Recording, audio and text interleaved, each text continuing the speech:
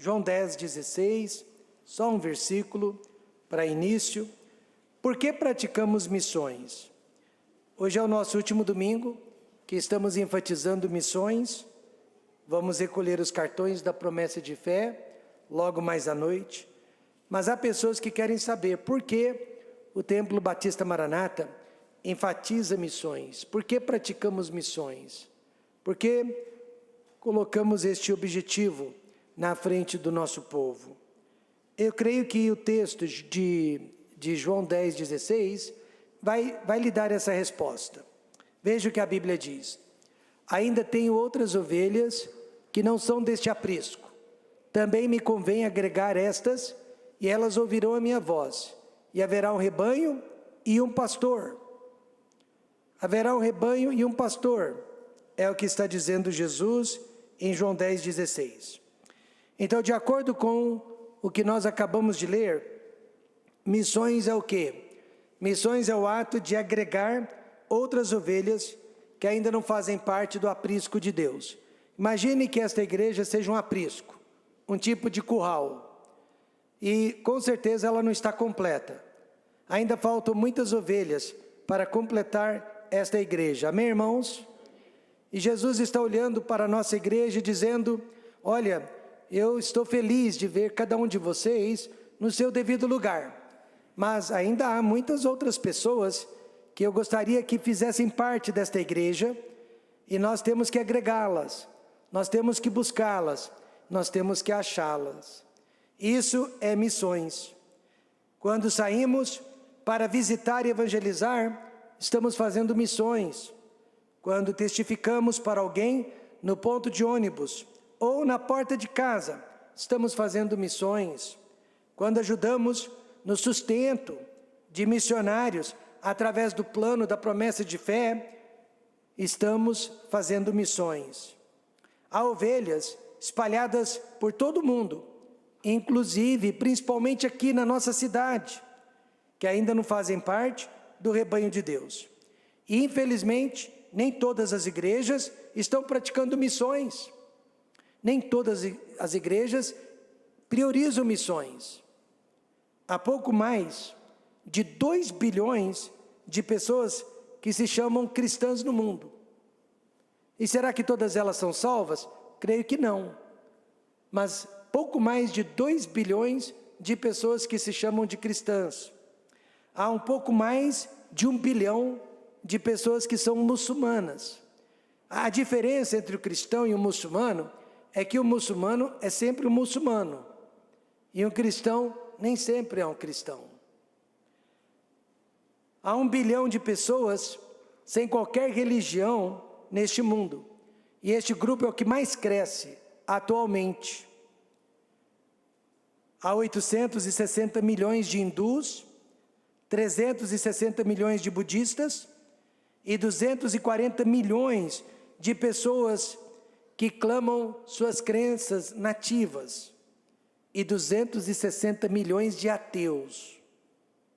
É por essa razão, irmãos, que Jesus um dia, ele vai tirar a igreja deste mundo, ele vai arrebatar a igreja deste mundo, e ele vai enviar 144 mil testemunhas judias, que irão espalhar o evangelho, irão pregar o evangelho para o mundo inteiro, para todos os continentes da terra, em apenas 7 anos. Em apenas 7 anos, enquanto que a igreja não conseguiu fazê-lo em mais de 2000 anos. Incrível! Em 7 anos, eles vão conseguir pregar o evangelho em todos os cantos da terra. E nós, há 2000 anos, ainda não conseguimos fazê-lo. Jesus disse: ainda tenho outras ovelhas que não são deste aprisco. Evangelismo, então, não é pregar religião, não é pregar igreja. Nós temos aqui um ouvinte da rádio, o Everson, desde 2000, há mais de 23 anos, ele tem nos ouvido na rádio. E ele nunca me ouviu falando de religião, falando mal de outras igrejas, falando mal de outros pastores. Amém, irmãos? Porque isso não é evangelismo. Evangelismo não é pregar religião, mas evangelismo é pregar, ensinar exclusivamente o Senhor Jesus Cristo. É Jesus.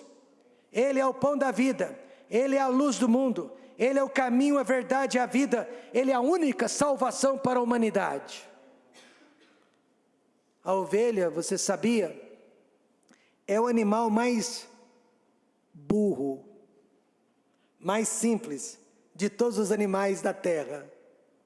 E no entanto, irmão Bimbo, Deus nos compara às ovelhas. Deus compara a sua igreja às ovelhas, e são os animais mais simplórios que existem. Mas elas possuem qualidades que nenhum outro animal possui, e Deus nos compara a elas pelas qualidades, e não pelas coisas negativas.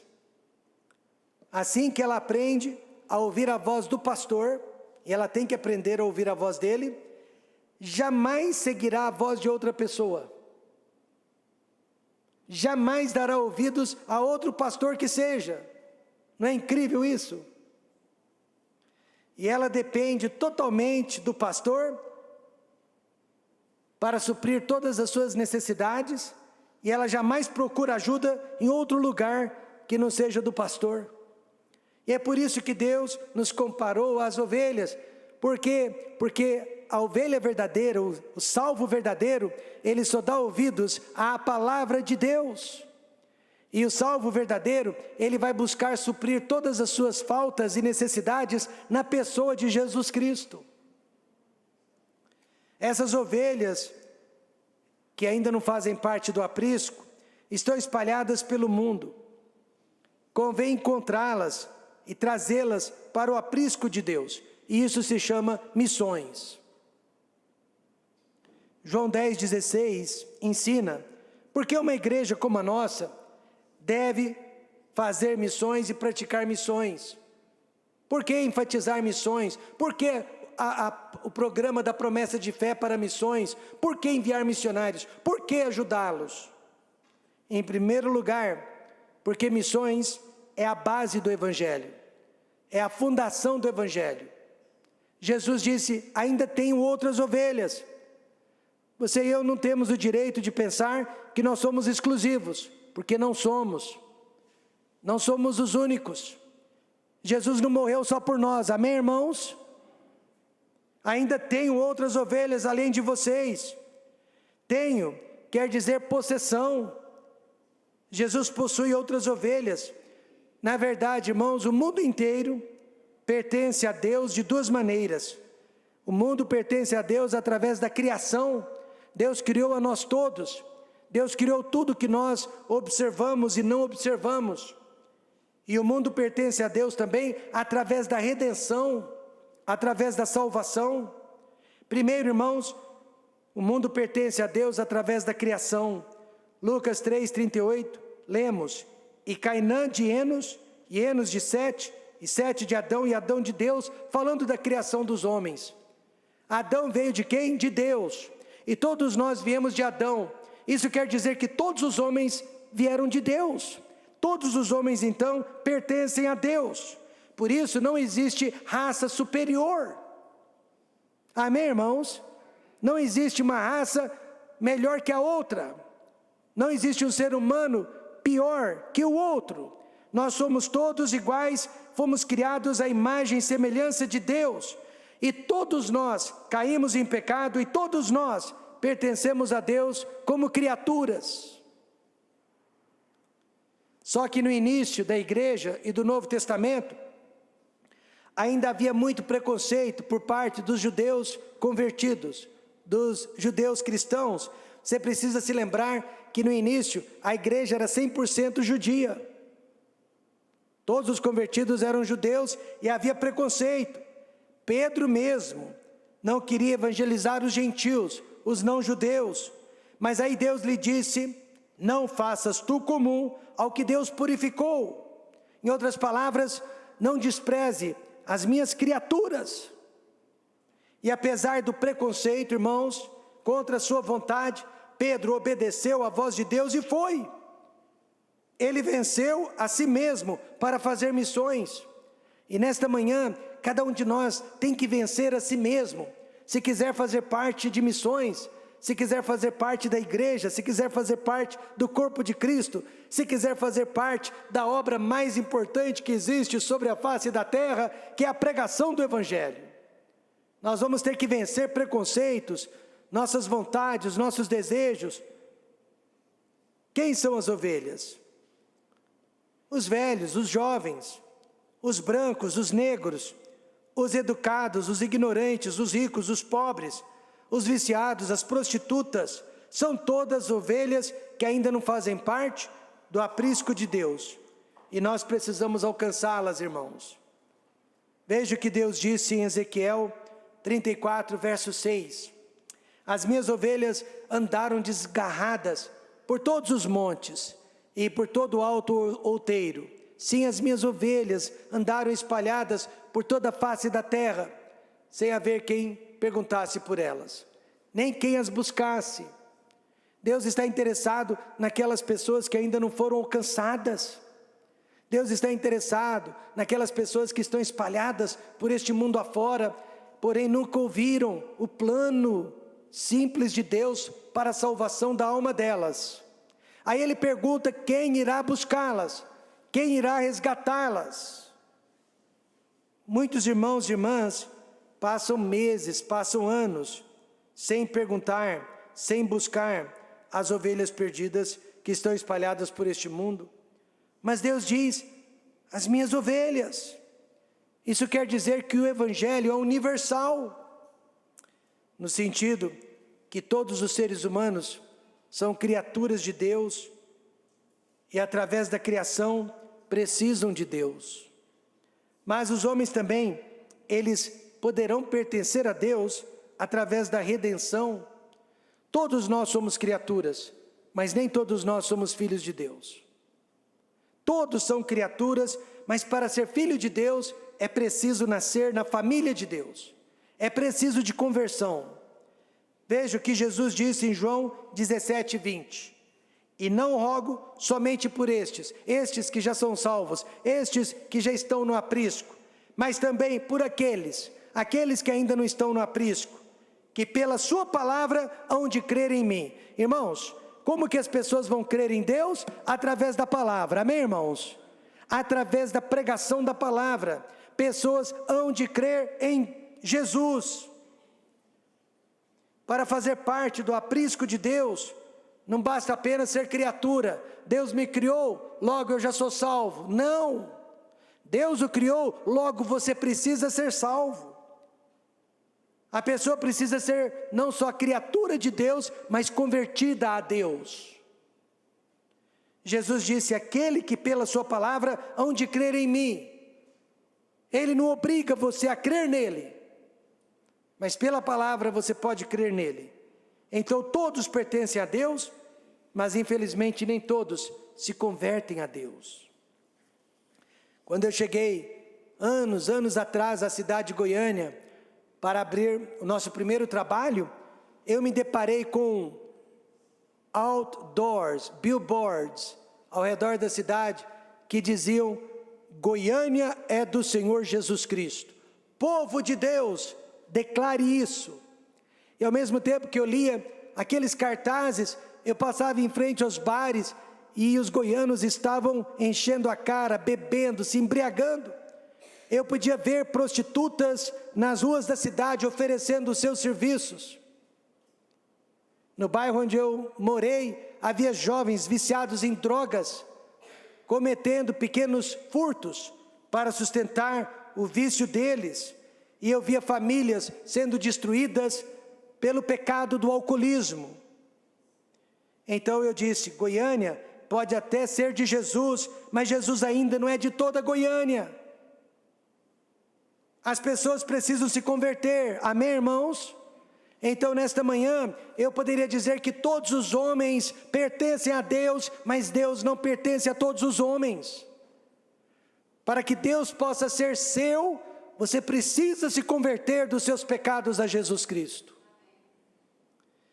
Por isso que eu digo, evangelizar não é apenas catequizar as pessoas e discipulá-las, como os padres jesuítas fizeram com os índios, mas sim lhes trazer a salvação e a transformação que vem, transformação de vida. Então, por que esta igreja pratica missões? Porque missões é a base do evangelho. Não existe evangelho sem missões, não existe missões sem evangelho. Precisamos espalhar a palavra de Deus. Isso custa dinheiro, custa tempo, custa a nossa própria vida. Em segundo lugar, Jesus ensina que missões é o motivo do evangelho. Não haveria evangelho sem missões. Veja, também me convém agregar estas. Me convém. Você acha que era uma opção ou uma obrigação? Uma obrigação moral. O nosso Salvador, Criador dos céus e da terra, se achava na obrigação de agregar, de ajuntar outras ovelhas, além daquelas que ele já havia agregado durante os seus 3 anos e meio de ministério. Me convém, quer dizer duas coisas. Primeira, o sacrifício de Jesus.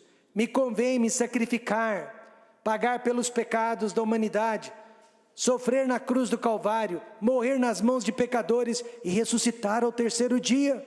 Me convém pagar este alto preço, para que o ser humano, criado à imagem do meu Pai, possa vir a ser salvo e viver eternamente no céu, na presença de Deus. Primeiro, Jesus tinha que se sacrificar a si mesmo, e ele fez. Ele foi julgado perante o sumo sacerdote, ele foi esbofeteado, coroado com espinhos, chicoteado pelos pecadores, ele foi humilhado, foi acusado injustamente perante Pilatos, ele foi crucificado cruelmente sobre o Monte Calvário. Me convém, quer dizer que Jesus tinha que passar por tudo isso antes de agregar outras ovelhas. Ele disse: eu sou o bom pastor dá a vida pelas ovelhas. Então convinha a Jesus pagar um alto preço para que missões se tornassem uma realidade, para que o evangelho salvasse e transformasse vidas. Agora eu lhe pergunto, irmãos, se Jesus tinha que se sacrificar para alcançar outras ovelhas, que tal eu e você? Deveríamos nos sacrificar também? Veja Atos 20, 24, fala sobre o sacrifício da igreja, que somos nós. Atos 20, 24. Mas em nada tenho a minha vida por preciosa, contanto que cumpra com alegria a minha carreira. E a sua carreira não é a de advogado, sua carreira não é a de médico, sua carreira não é a de um profissional liberal, sua carreira não é de um professor, dona de casa, que seja. Qual que é a sua carreira? E o ministério que recebi do Senhor Jesus para dar testemunho do Evangelho da graça de Deus. Paulo está dizendo que ele estava disposto a sacrificar o que fosse necessário, desde que ele obtivesse alegria de estar fazendo o mais importante, que era pregar o Evangelho, a salvação em Cristo Jesus. Irmãos, a história que eu vou lhes dizer é impactante, e eu vi com os meus próprios olhos. Uma médica, doutora Angel, Dr. Angel, ela era médica da minha esposa nos Estados Unidos. Ela ganhava muitíssimo bem, ela trabalhava em uma clínica, era sócia de uma clínica. E ela tinha pacientes da universidade onde eu estudava, bem como de toda a comunidade da cidade de Greenville, na Carolina do Sul. Como eu disse, ela ganhava muitíssimo bem. Nada a se preocupar. De repente, ela abandonou a sua carreira promissora como médica nos Estados Unidos da América e resolveu ser missionária nos países asiáticos.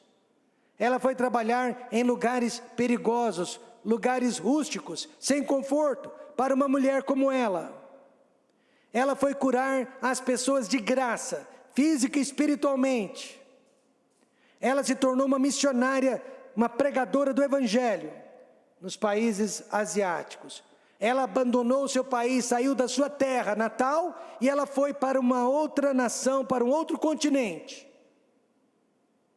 Usando as suas habilidades médicas, mas com a intenção de pregar o Evangelho. Por que ela fez isso? Por causa deste versículo. Ela viu tudo que tinha, ela viu como que seria a vida dela naquele instante e no futuro. E então, lendo este versículo, mas em nada tenho a minha vida por preciosa, contanto que cumpra com alegria a minha carreira e o ministério que recebi do Senhor Jesus, para dar testemunho do Evangelho da graça de Deus. Então ela resolveu ser uma missionária médica, e não apenas uma médica. Jesus deu o primeiro passo. Ele deu o primeiro passo. O mais importante, o mais difícil. Agora depende de nós darmos os outros passos para alcançarmos almas perdidas. O que isso quer dizer, pastor? Quer dizer que devemos entregar nossos filhos para serem missionários. Amém, irmãos? Não sabemos se serão, mas eles precisam saber da nossa boca que nos fariam felizes. Nós estamos dispostos a entregar nossos filhos para a obra missionária. Entregar nossos dízimos, nossa promessa de fé, para serem usados na obra missionária. E evangelizar pessoalmente as pessoas com quem temos contato. Quanto sacrifício você realmente tem feito para agregar outras ovelhas como deseja Jesus? Então, irmãos, por que praticamos missões? Alguns de vocês vieram de outras igrejas que não praticavam missões, ou pelo menos não enfatizavam missões. E aí vocês chegam aqui e de repente se deparam com esta igreja que tem um painel de projetos missionários e que faz uma doação mensal para projetos missionários. Por quê? Porque é a base e é o motivo do Evangelho. E além disso, irmãos, Jesus ensinou que missões é a promessa do Evangelho. Que promessa é essa? E elas ouvirão a minha voz. E elas ouvirão a minha voz. Eu sempre digo que de cada 4 pessoas que escutam o Evangelho, uma vai ouvir a voz de Deus. De onde eu tirei essa estatística? Não foi do IBGE, foi da parábola do semeador. 4 tipos de solo, só um era fértil. Então é necessário que você evangelize 4 pessoas para ver pelo menos uma se convertendo a Jesus Cristo. E elas ouvirão a minha voz. As ovelhas, elas ficavam no curral, no aprisco. Quando o pastor chegava, elas estavam lá nos fundos, aí ele as chamava até o portão, e todas elas, sem exceção, iam com ele para os outros pastos. Nenhuma outra voz que chamasse as ovelhas seria atendida, elas ficariam lá nos fundos. E quanto mais estranha fosse a voz, mais escondidas elas ficavam lá nos fundos do curral. Só a voz do pastor conseguia trazê-las até o portão. Irmãos, existem muitas vozes estranhas chamando pelos homens hoje em dia, em nome de Deus. Vozes de igrejas, vozes de internet, vozes de televisão, mas a única voz que pode levá-las ao céu é a voz do Senhor Jesus Cristo. Mas como ouvirão se não há quem pregue? E como pregarão se não forem enviados? Veja o que Paulo disse: como, pois, invocarão aquele em quem não creram? E como crerão naquele de quem não ouviram? E como ouvirão se não há quem pregue? Em outras palavras, onde estaria este pastor hoje se nos anos 60 um norte-americano não tivesse sido enviado para o Brasil e ele não tivesse pregado o Evangelho? Onde nós todos estaríamos nesta manhã se alguém não tivesse nos anunciado o Evangelho antes? As outras ovelhas só ouvirão a voz de Jesus se a igreja que somos nós fizermos 3 coisas. Primeiro, enviar missionários. E é o que nós fazemos quando contribuímos com a promessa de fé. Nós enviamos missionários. Porque como pregarão se não forem enviados?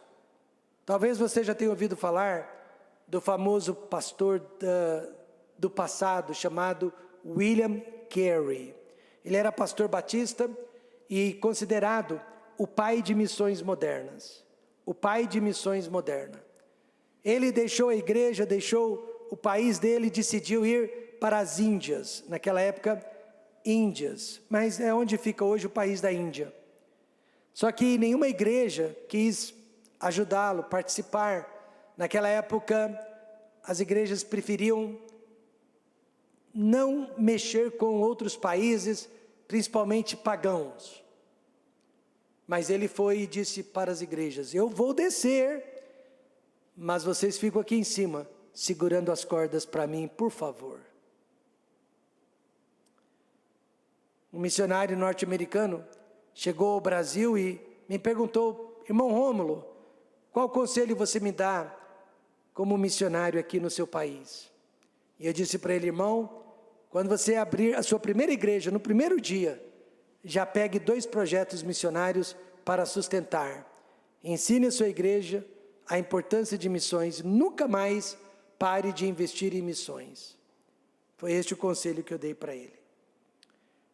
A igreja existe, irmãos, para enviar missionários, e quando ela não tem essa visão, ela não tem o direito de existir.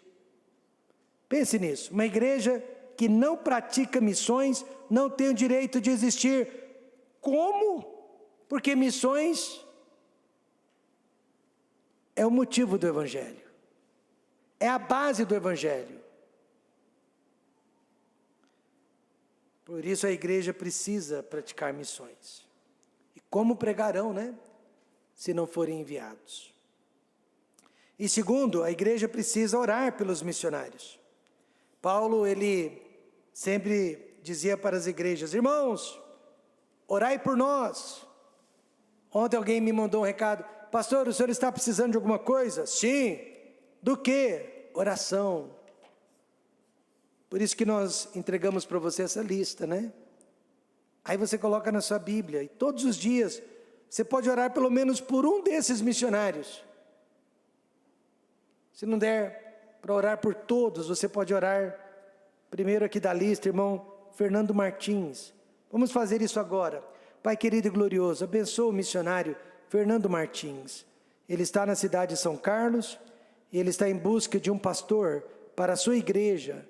A igreja já está pronta para receber alguém, mas ele não acha, e ao mesmo tempo, ele precisa sair dali para abrir outras igrejas, porque ele é um missionário e não um pastor fixo. Então nós oramos, que Deus abençoe o pastor Fernando, e mande alguém para pastorear aquela igreja, um pastor de verdade, para que o missionário possa sair e abrir mais igrejas. No nome de Jesus, amém. Amém, irmãos? É assim que se faz. É assim que se faz, todos os dias. Nada substitui a oração. Você pode até mandar cartinhas para os missionários, ofertinhas para os missionários, mas nada substitui a nossa intercessão por eles. Olha que interessante. Sem oração, o missionário é como aquele bombeiro que tenta apagar o incêndio sem água na mangueira. Mas com oração, ele é como Davizinho, enfrentando o gigante Golias. Você pode orar por missionários. Amém, irmãos? Você pode conhecê-los pelo nome. Por isso que eles estão sempre destacados e diante de nós. E terceiro, a igreja precisa ir como missionária. Em Atos 22, 21, lemos: e disse-me, vai, porque hei de enviar-te aos gentios de longe. De longe, isso é missões. Sabe qual é o maior problema, não só desta igreja, mas de todas as igrejas? É este, ir. Nós gostamos de enviar outros, nós gostamos de orar por outros, mas nós não gostamos de ir. Mas há pessoas que só o Cleto pode ganhar para Cristo e ninguém mais. Há pessoas que só Márcio vai ter a oportunidade de alcançar para Deus e ninguém mais. Alguém perguntou a um certo pastor, quantos irmãos há na sua igreja? E ele disse, cerca de 200 pessoas. E quantas delas estão envolvidas no ministério de evangelismo? Não chega a 10. Essa é a realidade dentro de quase todas as igrejas. Menos de 10% dos irmãos se envolvem no evangelismo da igreja, porque infelizmente não gostam de ir. A Bíblia ensina que todo coração sem Jesus Cristo é um campo missionário. E todo coração com Jesus Cristo é um missionário. Vou repetir. Todo coração sem Jesus é um campo missionário. E todo coração com Jesus é um missionário. Então, quantos missionários nós temos aqui nesta manhã? Levante a sua mão. Por que praticamos missões? Porque é a base, o motivo e a promessa do Evangelho. E por último, missões é o alvo do Evangelho. Por que estamos numa igreja? Por que fazemos parte de uma igreja? Porque missões é o alvo do Evangelho. Haverá um rebanho e um pastor. O alvo, então, não é transformar todas as religiões no mundo numa única religião. Isso se chama ecumenismo, o ajuntamento de todas as religiões, e a Bíblia. Deus é contra o ecumenismo. Deus é contra o sincretismo de ideias. O alvo é salvar todas as pessoas através de um só pastor, Jesus Cristo. Jesus mesmo disse, olha o que ele disse em João 10, 12 a 14. Eu sou o bom pastor. O bom pastor dá a sua vida pelas ovelhas. Mas o mercenário e o que não é pastor, de quem não são as ovelhas, vê vir o lobo e deixa as ovelhas e foge. E o lobo as arrebata e dispersa as ovelhas. Ora, o mercenário foge porque é mercenário e não tem cuidado das ovelhas. O mercenário é aquela pessoa que visa lucros através de suas ovelhas. Mas o pastor verdadeiro é aquele que pensa no bem-estar das ovelhas.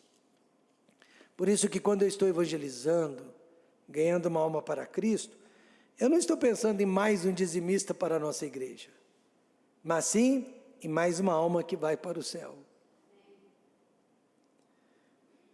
Anos atrás, um pastor perdeu mais de 50% da igreja. Mais de 50% dos irmãos foram embora da igreja dele. Deus sabe das razões, quem somos nós para julgar? Mas isso acontece às vezes. E então esse pastor se sentou ali na frente da igreja dele, cabisbaixo, tristonho, quase que chorando. E o meu sogro resolveu visitá-lo.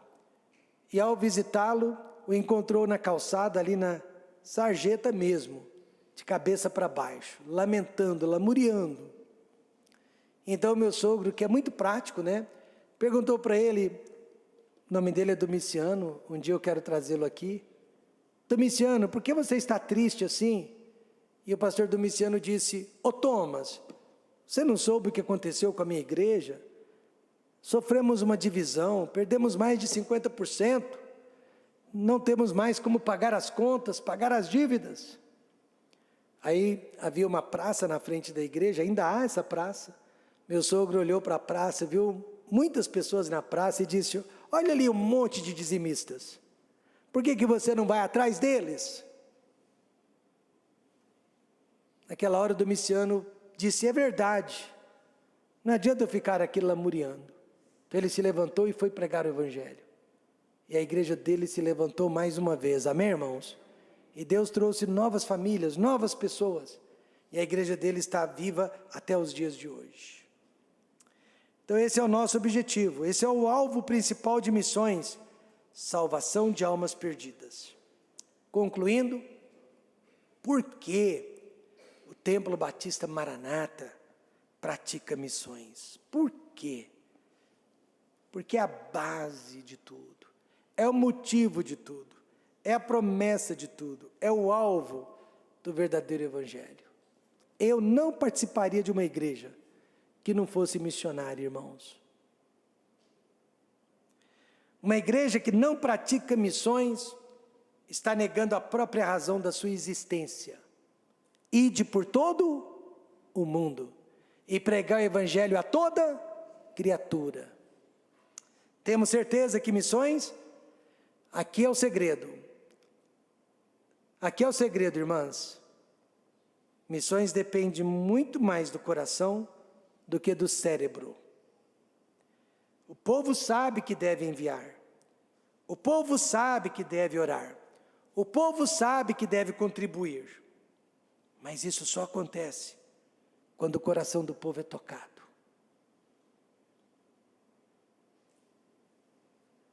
Precisa acontecer algo de especial conosco.